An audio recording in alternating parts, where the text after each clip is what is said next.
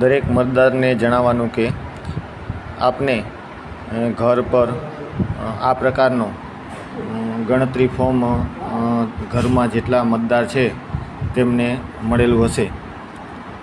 આ ફોર્મમાં તમારો ફોટો મતદાર યાદીમાં જે પ્રકારનો છે તે રીતે અહીંયા પ્રિન્ટ કરેલ છે। બાજુમાં તમારું નામ, મતદાર ફોટો, ઓળખપત્રક નંબર છે, ચૂંટણી કાર્ડ નંબર છે, સરનામું છે, મતદાર યાદીના ક્રમ નંબર છે, એનું સરનામું છે।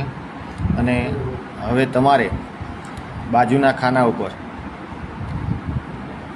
તાજેતરનો હમણાંનો ફોટો પાડેલો હોય તે ફોટો પાડી અહીંયા ચોંટાડવાનો છે।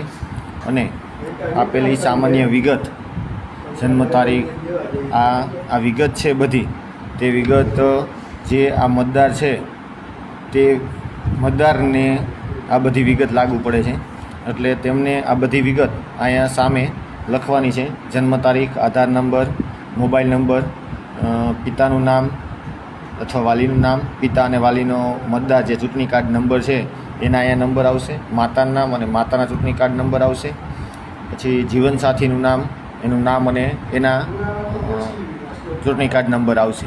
આટલી વિગત છે આપણે અહીંયા સામે જે તે મતદારની આ જેનું ગણતરી ફોર્મ છે એમના ગણતરી ફોર્મમાં પોતાની જ વિગત અહીંયા ભરવાની છે।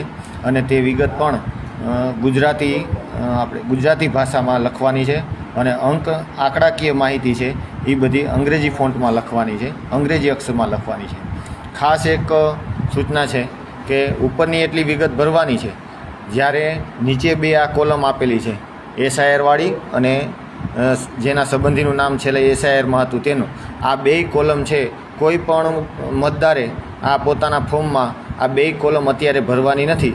જ્યારે તમે અમને ફોર્મ છે એ પરત આપવા આવશો ત્યારે આ ફોર્મમાં અમે લાગુ પડતી SIRની વિગત છે આમાં ભરી આપશું। એટલે અત્યારે તમારે ફક્ત તમારો ફોટો, તમારી સામાન્ય માહિતી અહીંયા સુધીની અને પાછળ તમારે જે આપણે ગ્રુપમાં ફોટો શેર કરેલો છે એ લાગુ પડતા ડોક્યુમેન્ટની ઝેરોક્સમાં પણ છેલ્લે નીચે જે તે મતદારે પોતાની સહી કરવાની છે।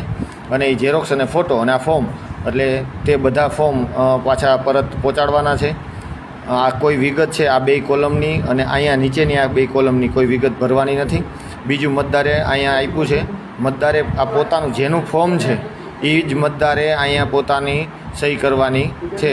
આટલી વિગત થઈ જાય પછી ટૂંકમાં આ ફોર્મ છે એ પરત આપવાનું છે। ખાસ ધ્યાન રાખવાનું છે આ ફોર્મ છે એ ખોવાઈ ન જાય કે તૂટી ન જાય આપણાથી, કારણ કે આ ફોર્મ છે એ ઉપર આપણે સબમિટ કરાવવાનું છે, ડોક્યુમેન્ટ છે એ સબમિટ કરાવવાના છે। અને આ વિડીયો છે એ આપણે ગામમાં જેટલા પણ ગ્રુપ હોય અને મિત્ર વર્તુળ હોય તો એમાં આ શેર કરવો, જેથી કરીને આ માહિતી છે એના સુધી સરળ સુધી પહોંચી શકે। જય હિન્દ।